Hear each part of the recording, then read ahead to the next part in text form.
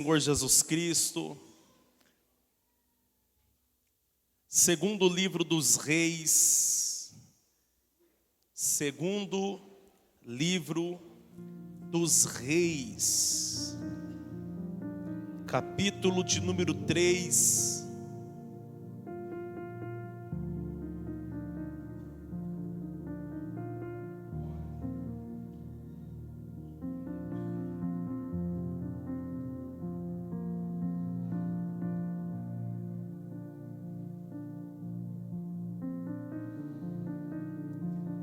A partir do verso de número 15.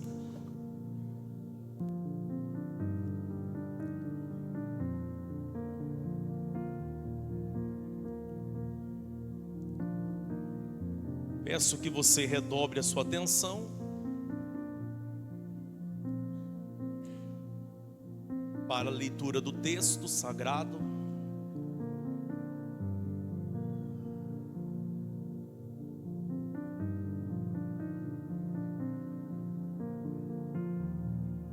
Amém? Está escrito assim: mas agora tragam-me um arpista. Enquanto o arpista estava tocando,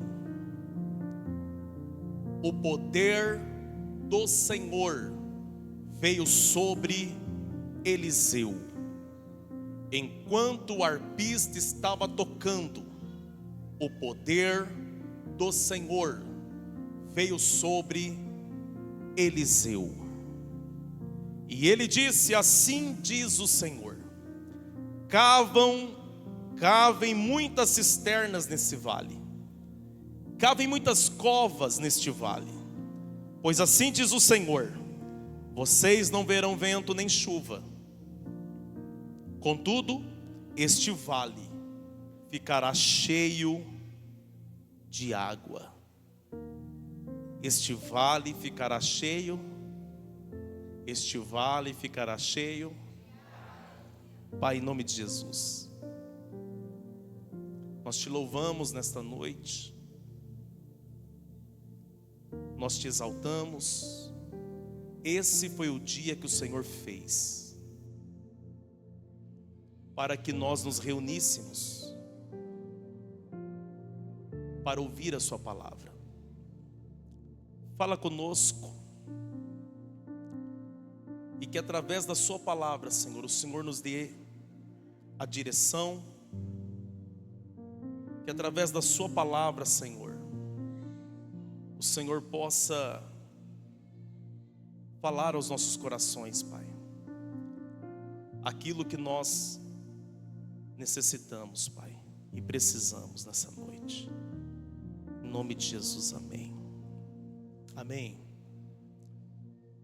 O texto que nós acabamos de ler, no segundo livro dos Reis, no capítulo de número 3, nós vamos encontrar a história de três reis. Três reis que se uniram com um único propósito, com um único objetivo, que era combater, lutar contra o rei de Moabe. O reino de Moabe estava em ascensão. Moabe, uma nação distante de Deus, de uma cultura totalmente fora daquilo que Deus espera. Moabe estava conquistando muitos territórios, mas a Bíblia diz que o rei de Israel decidiu se rebeliar contra Moabe, porque até aquele momento Israel pagava tributos a Moabe. Mas agora, na nova gestão do filho de Acabe, que se chamava Jorão, Jorão, ele não quer pagar o tributo. Mas Jorão não tem força militar.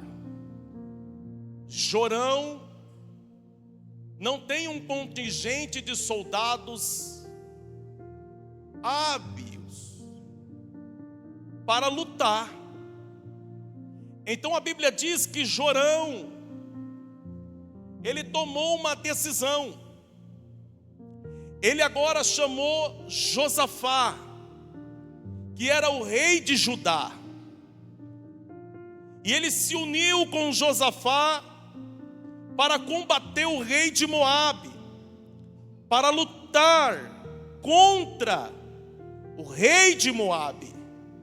E a Bíblia diz que então eles decidiram chamar mais um rei para se unir a eles a esse propósito.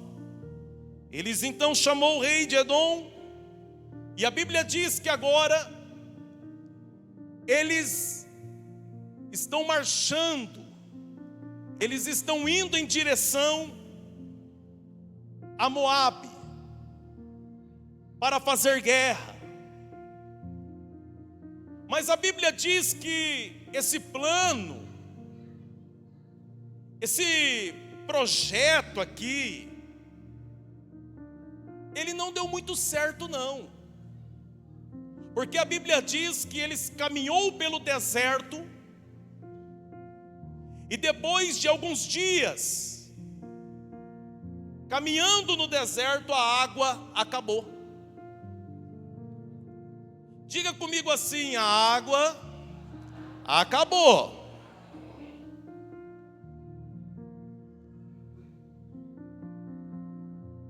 Agora eles não têm água para os soldados, eles não têm água para os animais, para os cavalos, e eles agora estão em uma situação muito difícil.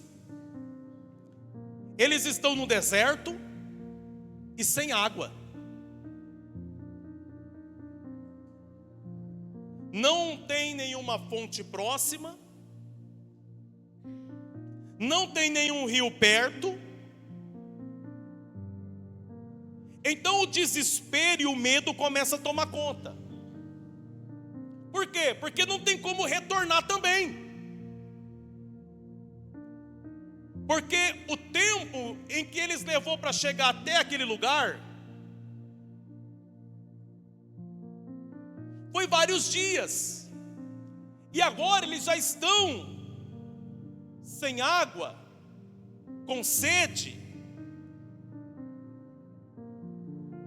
e eles começam a sofrer com isso. Se eles continuarem indo em frente, vão morrer.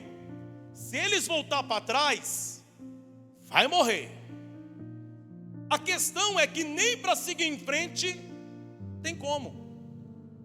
Pergunte por quê? Porque a Bíblia diz que eles se perderam no deserto. Não, olha para cá. Eles se perderam. Sabe qual é a pior parte nessa história toda?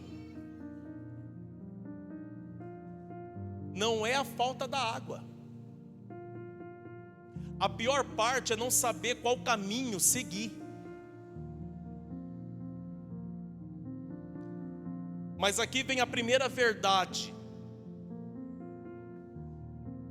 E eu quero que você grave isso. Por que está dando tudo errado? Porque eles fizeram algo sem planejamento. Repita comigo: eles fizeram algo sem planejamento. Como que alguém reúne um exército e vai fazer guerra contra alguém sem planejamento? Depois vocês, ao chegarem em casa, dá um Google, coloca assim: quanto custa uma guerra?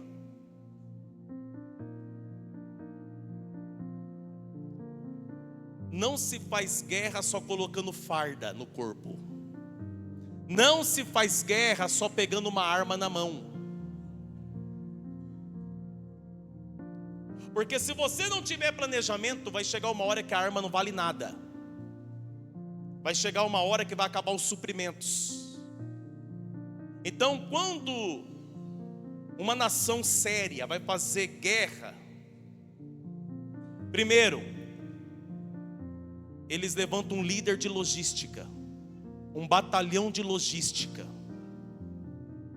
Eles precisam saber o tempo que eles vão gastar. Eles vão ver quantos quilômetros vai ter que percorrer. Quem está entendendo isso aqui? Aí eles têm que ter alguém que lidere o suprimento, um batalhão de suprimento. Quem está entendendo isso aqui? É por isso que eu digo que não tem como fazer na emoção. Entende? Por quê? Porque se for na emoção, uma hora ou o inimigo te mata ou você morre no meio do deserto. Então eles estão fazendo algo grande. É um grande projeto, mas faltou o principal: planejamento. Por que muitas pessoas se frustram nos negócios? Por que muitas pessoas dá errado os seus projetos? Porque muitas das vezes o que faltou foi planejamento.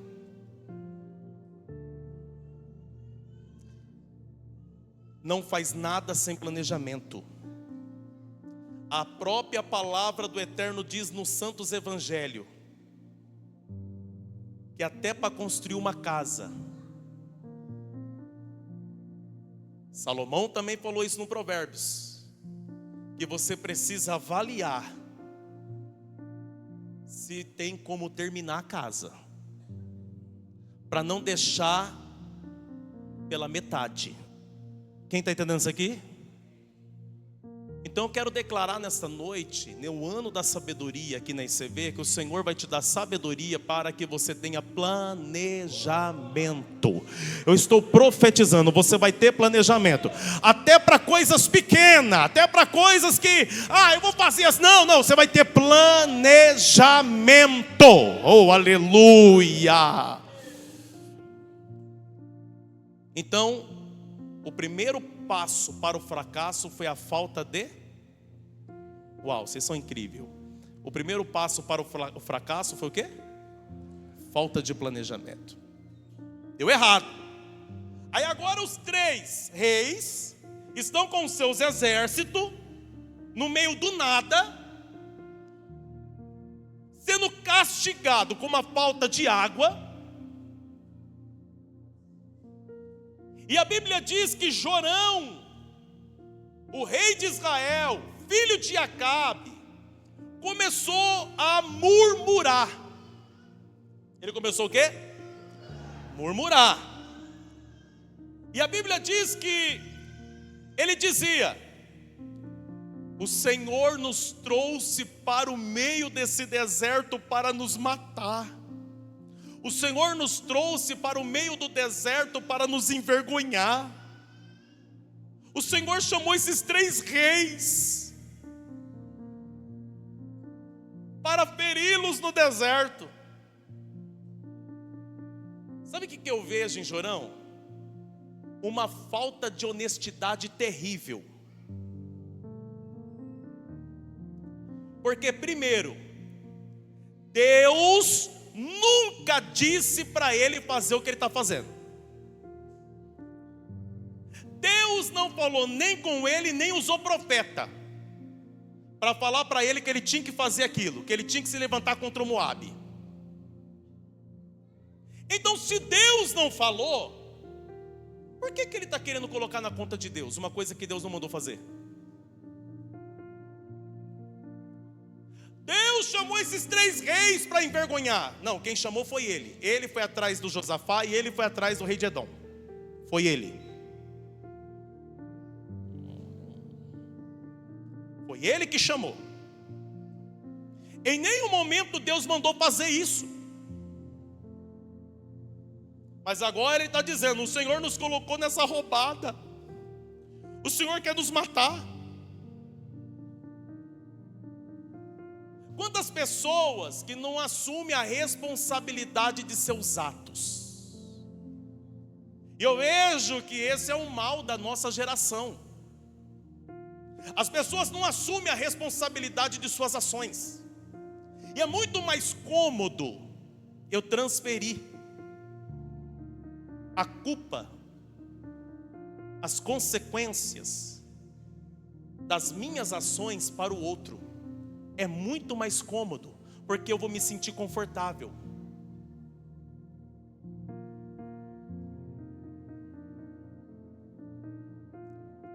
Quem entende isso aqui? Então muitas pessoas, ele passa a vida transferindo a culpa para os outros. Ele nunca assume a responsabilidade. Não, a culpa é minha. A culpa é minha, eu fiz isso. É isso mesmo. Eu me preocupo com a próxima geração. Porque se a nossa geração já está fazendo isso, e a próxima? Que não vai ser diferente dessa geração, porque ela vai seguir o exemplo dessa geração, a próxima geração. Eu estou dizendo que a próxima geração vai seguir o exemplo dessa. Então presta atenção.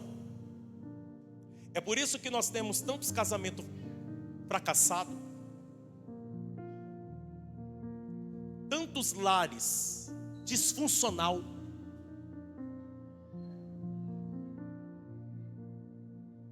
É por isso que a qualidade dos profissionais de hoje está caindo.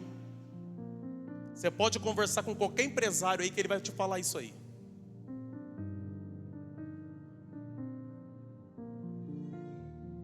Quem aqui tem mais de 60 anos? Levanta a mão aí.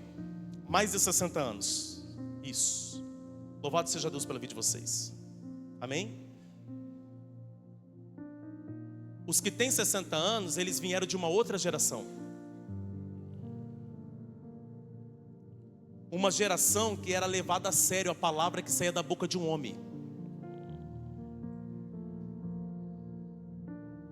Uma geração que sofria as consequências de seus atos, mas não transferia para ninguém.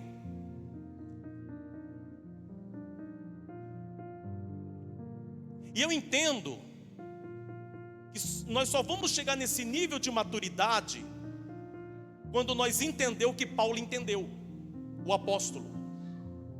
Por quê? Porque ele disse: quando eu era menino, falava como menino, agia como menino, mas agora que eu cresci, eu abandonei as coisas de menino. Ele entendeu que para viver um grande propósito com Deus, eu preciso subir de nível. O meu nível de maturidade tem que ser outro.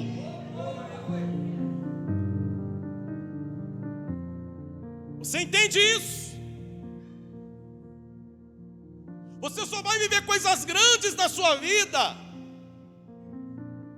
Algumas pessoas, é claro, quando você deixar as coisas de menino, quando você assumir a responsabilidade de pai de família, de homem, quando você assumir a responsabilidade de esposo, quando você assumir a responsabilidade de mãe, quando você assumir a responsabilidade de mulher, quando você assumir a responsabilidade, aí você está pronto. Por quê? Porque se nem eu, que sou pai, que amo os meus filhos, entrego algo precioso, de valor, na mão da Beatriz, porque eu sei que pode quebrar, por mais que ela fala, me dê papai, eu não vou entregar, porque eu sei que ela pode quebrar. E se eu entregar para ela e ela quebrar, eu não posso ficar bravo com ela, porque eu sabia que era uma coisa delicada, que é uma coisa que não pode, Quem está entendendo isso aqui? Então Deus também é a mesma coisa. Ele não vai te entregar algo precioso. Deus não vai colocar na nossa mão algo valioso se nós não subir o nível. Quem entende isso? Quem entende isso? Quem entende isso? Quem entende isso? O Jorão é um menino. E na verdade o Jorão, ele está seguindo o exemplo do pai dele. Porque o pai dele foi um Acabe. Casa que tem Acabe, Jezabel governa. Quem está entendendo isso aqui? Então ele está seguindo o exemplo do pai dele, que nunca teve temor a Deus. E deixa eu falar, já é feio você transferir a culpa dos seus fracassos para o outro. Imagina transferir para Deus, quando você fez algo que Deus não mandou fazer.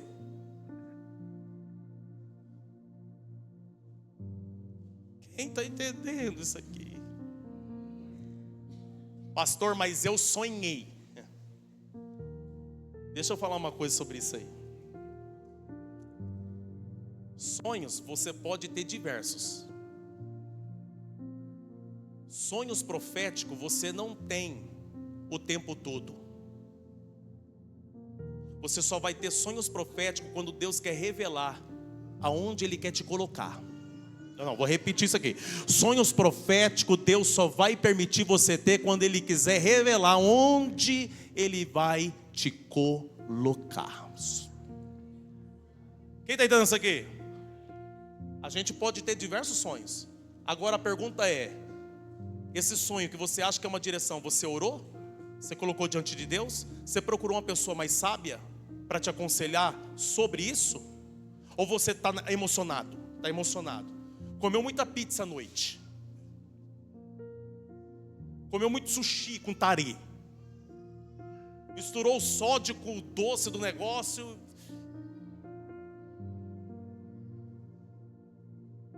Quem está entendendo isso aqui?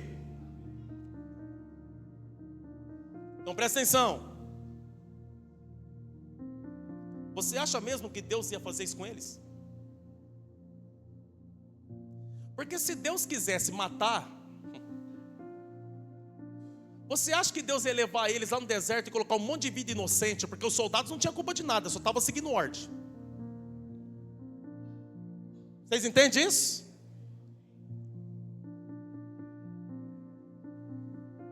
Mas quem está colocando a vida dos inocentes em risco é alguém que não tem inteligência emocional, não tem equilíbrio, não tem discernimento, não tem sabedoria, não teve exemplo dentro de casa e que não sabe assumir a responsabilidade de suas ações.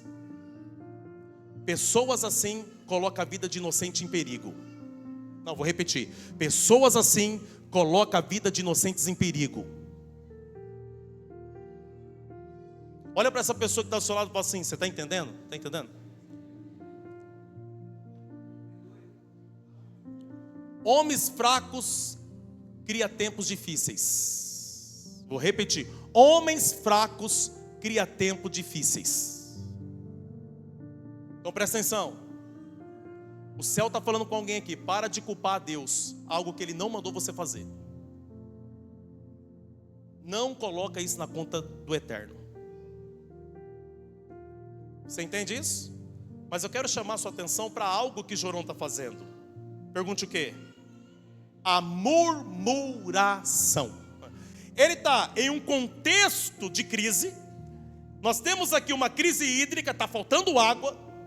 Eles estão em um ambiente de escassez. E o Jorão arrumou tempo para murmurar, quando na verdade ele tinha que estar buscando solução para consertar a caca dele.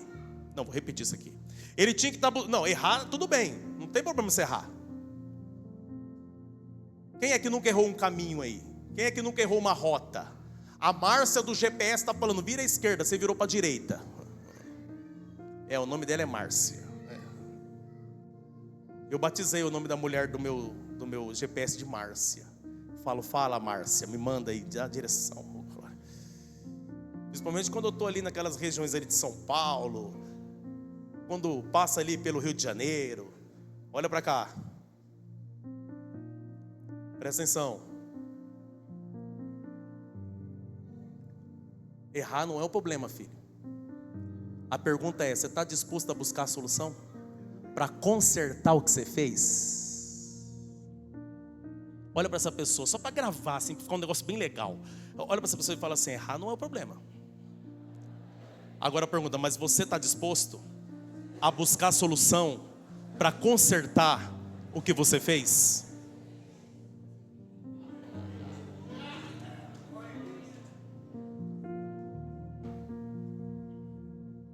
Nós já estamos caminhando para encerrar. Presta atenção. Ele, ao invés de buscar a solução, está murmurando, está reclamando, está... Aí o que me impressiona é a atitude do Josafá.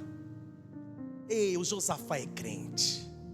O Josafá, ele entrou numa fria, mas ele é servo de Deus. O Josafá está na companhia de quem ele nunca deveria estar na companhia, mas o Josafá é um homem temente. Oh, glória! O Josafá olhou para o Jorão e falou assim: ô Jorão, será que não tem nenhum profeta aqui para a gente consultar? Percebeu a diferença? Enquanto um está lá murmurando, reclamando, colocando a culpa em Deus. Olha o Josafá. Será que não tem nenhum profeta aqui? Você percebe nessa fala do Josafá que é a fala de alguém que está buscando a solução para a crise. Deixa eu fazer uma pergunta: nessa crise que você está passando, você está buscando a solução? Ou você só está murmurando?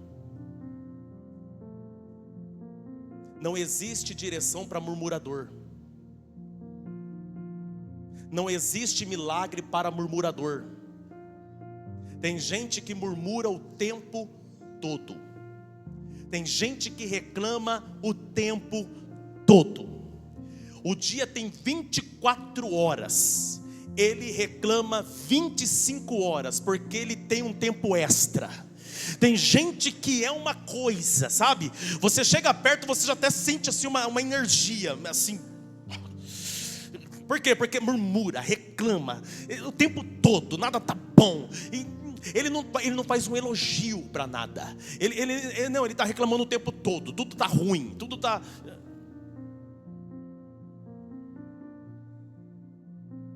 Você já percebeu quando você convive com alguém assim, chega no final do dia, você está esgotado? Quem já percebeu isso daí? Parece que um trem sugou nossa energia, sim ou não?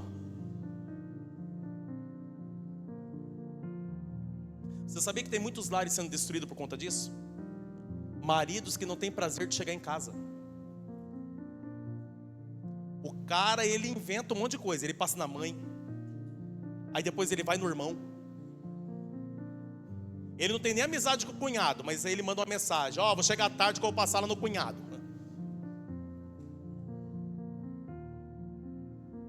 Sabe por quê? Porque o cara, ele quer chegar na casa dele, tomar banho, comer e dormir. Ele já não tem mais prazer de ficar naquele ambiente de reclamação o tempo todo, murmuração o tempo todo, cobrança o tempo todo.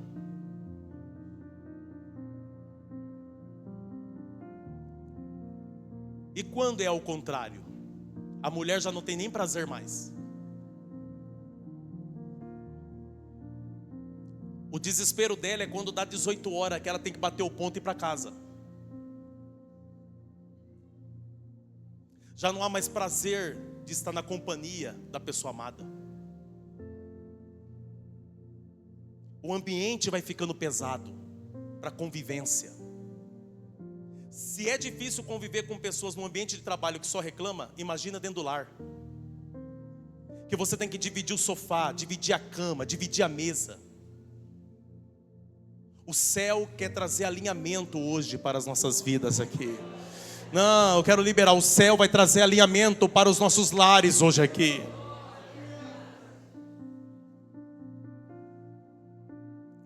Jorão, ele tem esse perfil de murmuração, de reclamação. Mas graças a Deus que tem um Josafá. Vou repetir, graças a Deus que tem um Josafá ali. Um Josafá que busca solução. Um Josafá que ora. Um Josafá que quer escutar a voz de Deus. Oh glória. Vê se tem um Josafá do seu lado. Não alguém que a palavra está sendo liberada, o olho dele está brilhando, porque ele sabe que é a direção do céu, porque ele sabe que é o Pai, é o Abba, falando com ele nessa noite. É o Deus Todo-Poderoso que não quer deixar ele no deserto essa semana. Oh glória! Se tiver dando glória misturado com aleluia, falando em língua, é Josafá. Vê se tem Josafá perto de você aí, vê se tem. Sobe o fundo, meu filho. Vê se tem um Josafá aí, vê se tem. Oh glória! Se tiver com a mão levantada e adorando, é porque tem alguém como Josafá aqui hoje. Oh glória! Labara choremeca labadai. Se tiver com a cara amarrada, se tiver fazendo fusquinha, é porque é espírito de chorão. Mas se tiver adorando, é porque tem Josafá na Darabá. O Josafá quer ouvir Deus. O chorão quer reclamar de Deus, mas o Josafá quer ouvi-lo. Josafá falou assim: não, eu quero ouvir Deus, cara. Eu quero saber o que Deus tem aqui para a nossa vida. Ficar ouvindo esse chorão não dá certo, não. Aí um dos militares ali, dos servos, chegou em Eliseu, no Josafá, no Jorão, e disse: nós estamos próximo da casa do homem de Deus. Nós estamos próximo da casa do profeta Eliseu. Olha o Josafá. Busca ele agora. Vamos atrás dele agora. A Bíblia diz que quando chegou lá o Jorão e o Josafá, olha a recepção do Eliseu. Olha a recepção do Eliseu. Ele deu uma olhada. Aí o Jorão já começou a abrir a boca. Ai, tem gente que só abre a boca na hora errada. Olha o Jorão. Ô profeta, nós estamos aí com o exército. Nós vamos morrer. Não tem água para todo mundo. Foi Deus que nos colocou aqui. É Deus que quer matar a gente. Deus quer acabar com a nossa raça. Sabe qual foi a resposta do profeta Eliseu? A resposta do profeta Eliseu foi, projeta para mim capítulo 3, versículo 13. Você vai se assustar com a resposta dele. Olha o verso 13. E tem gente que acha que é o pastor Wellington que é duro nas palavras. Tem gente que acha que é o pastor Wellington. Olha o Eliseu. Eliseu disse ao rei de Israel, que é o Jorão: o que tenho a ver com você? Vá consultar os profetas do seu pai e da sua mãe. Por quê? Porque o pai dele, a mãe dele era adorador de Baal. Só ouvia profeta de Baal. Olha a resposta do Eliseu: vai consultar os profetas do teu pai. Agora você quer direção de Deus. Está reclamando de Deus, quer direção dele. O rei de Israel, porém, insistiu: não, pois foi o Senhor que nos ajuntou 3 reis para entregar nas mãos de Moabe. Então Eliseu disse: tão certo como vive o Senhor dos exércitos, a quem sirvo, se não fosse por respeito a quem? Ah, igreja, vamos lá, mostra que você está vivo.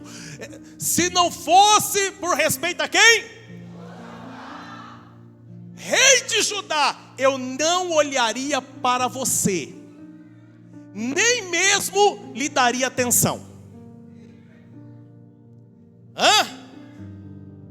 O que você acha dessa resposta aqui? Esse aqui é o perfil do profeta Eliseu. Quer ouvir verdade? Era só consultar o profeta Eliseu que eu vi um monte. Ele está dizendo: o que eu tenho a ver com você? O que eu tenho a ver? Mas se não fosse o respeito que eu tenho por esse homem de Deus que está perto de você, eu não ia olhar nem na sua cara.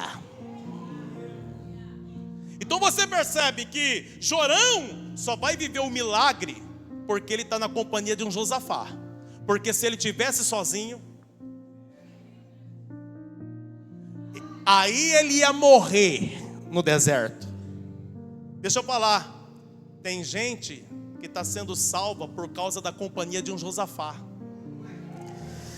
Tem gente aí, que Deus só está fazendo milagre na tua vida porque tem um Josafá que clama por você, porque tem um Josafá que intercede pela tua vida, porque você tem uma amizade com o Josafá. Você não é muito crente não, mas você tem amizade com quem é.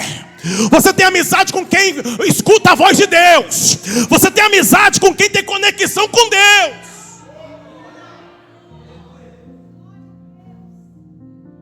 É por isso que é maravilhoso ser amigo de Josafá. Por quê, pastor? Porque você tem porta aberta, você tem acesso, você tem... Quem está entendendo? E aí, você está sendo amigo de um Jorão ou de um Josafá?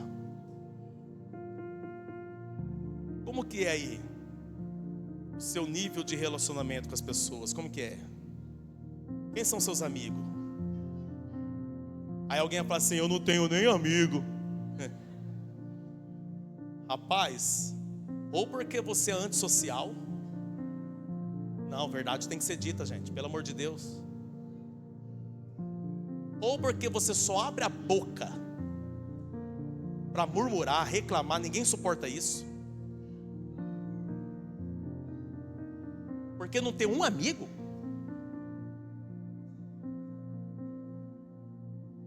Não tem nem alguém para chamar de colega. Não, é porque você é a pessoa mais certa do mundo. Todo mundo está errado, só você é o alecrim dourado. Você, chuchu. Você, cheirinho de Deus. Você, penteadeira, cara, cheia de perfumes caro. Você é tão bom, tão maravilhoso, que você tem que conviver só com a sua companhia mesmo. Vai viver uma solitude eterna. Pastor, eu não vim aqui para ouvir isso não.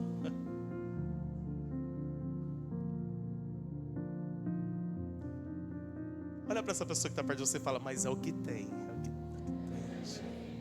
Fala assim, é a revelação de hoje.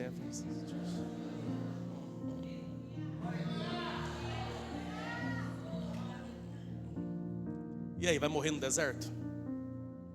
Mas eu quero profetizar que você não vai morrer no deserto. Olha o Josafá. O Josafá falou, Eliseu, dá a direção, Eliseu. Aí Eliseu disse, chama um tangedor. Chama um músico aí. Quando o músico começou a tocar,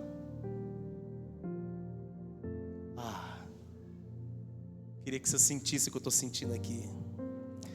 Quando o músico começou a tocar, quando o arpista começou a tocar, o poder de Deus veio sobre Eliseu. Oh, glória. Você prestou atenção que o poder só veio quando começou o louvor? Você percebeu que o poder de Deus só veio quando começou aquele ambiente ser transformado em um ambiente de adoração?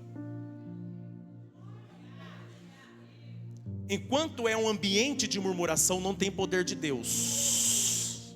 Enquanto é um ambiente de reclamação, não tem poder de Deus. Mas quando você pega esse ambiente e transforma ele em um ambiente de adoração, o céu abre. Quando você transforma esse ambiente num ambiente de louvor a Deus, aí vem resposta de Deus, vem direção de Deus, é céu aberto. Oh, maravilha! Hoje o Senhor está usando a minha vida para te dizer: troque a murmuração por adoração. Troque a murmuração por adoração. Começa a adorar. Começa a louvar o nome do Senhor. Está difícil, mas eu louvo. Está complicado, mas eu adoro. Oh, glória. É como Paulo e Silas quando estavam acorrentados, quando Paulo e Silas estavam encarcerados. Eles apanharam o dia todo, eles foram trancados numa cela, eles foram algemados. Mas a Bíblia diz que mesmo sentindo as dores do açoite, Paulo e Silas, a Bíblia diz que próximo à meia-noite, Paulo e Silas louvava e adorava e orava ao Senhor. E a Bíblia diz que quando Paulo e Silas estavam adorando, a Bíblia diz que houve um terremoto. Houve um terremoto, a cadeia foi abalada, os alicerces tremeu. A Bíblia diz que as correntes se quebrou, as algemas caiu. Oh, glória! Tá doendo, mas eu tô adorando. Tá complicado, mas eu tô louvando. Continua louvando, meu filho. Continua adorando. Por quê, pastor? Porque é a adoração que sobe e a algema que cai. É a adoração que sobe e a algema que quebra. É a adoração que sobe e a cadeia sendo quebrada. Eu vou profetizar: cadeias vão se quebrar. Cadeias vão se quebrar. Ah, eu já vejo cadeias se quebrando. Eu já vejo correntes arrebentando. Eu já estou vendo. Eu já estou.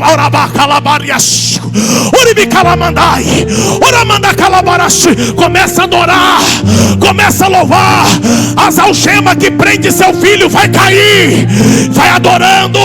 As correntes que estão sobre a tua família vai ser despedaçada. Vai adorando. Vai louvando. Você só precisa continuar adorando. Você só precisa continuar louvando. Não pare de adorar. Eu estou no deserto, mas adore. Eu estou numa situação difícil, mas adore. Por quê? Porque essa situação difícil é temporária. Esse momento de escassez é temporário. Eu vou profetizar: esse tempo de escassez vai passar. Esse tempo difícil vai passar.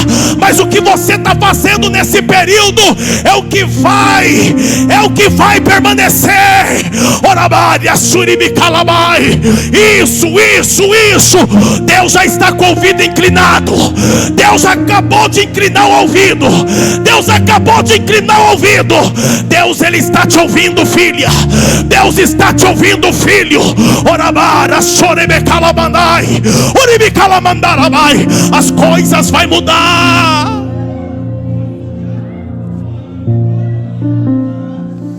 Oh. Ministério de louvor já sobe, vamos terminar.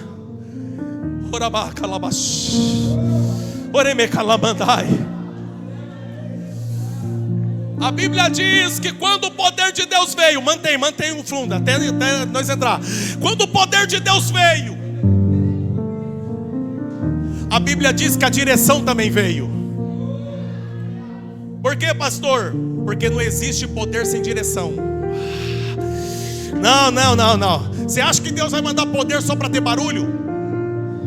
Não. O poder vem acompanhado da palavra. O poder vem acompanhado do rema, a palavra revelada. O poder vem acompanhado da direção. Oh, glória! Quando o poder veio, o profeta Eliseu olhou e falou assim: começa a cavar cova. Começa a abrir buraco nesse deserto. Vai cavando. O que, Eliseu? Isso, vai cavando. Como? Dá um jeito. Vai cavando. Mas por quê? Vai cavando, meu filho. Vai cavando. Por quê? Porque daqui a pouco vocês vão ver milagre. Daqui a pouco essas covas se encherão de água. Vocês não vão ver água descendo como chuva. Não, vocês não vão ver. Vocês não vão ver vento, não vai sentir vento, não vai ver chuva caindo. Mas essas covas vão se encher de água. Alguém vai perguntar: mas a água vai vir da onde? Não interessa. O importante é obedecer o que Deus está mandando. Por quê? Porque Deus, Ele tem uma especialidade em nos surpreender. Deus, Ele é especialista em nos surpreender. Eu vou profetizar essa semana. semana Deus vai te surpreender. Eu estou profetizando, essa semana Deus vai te surpreender. Alabá, Uribicalabadai, Deus vai te surpreender por esses dias. Olha lá, já tem gente adorando no fundo. Deus vai te surpreender. Deus viu você cansada, Deus viu você chorando lá no seu trabalho. O céu está dizendo: Deus vai te surpreender, filha, essa semana. Deus vai te surpreender.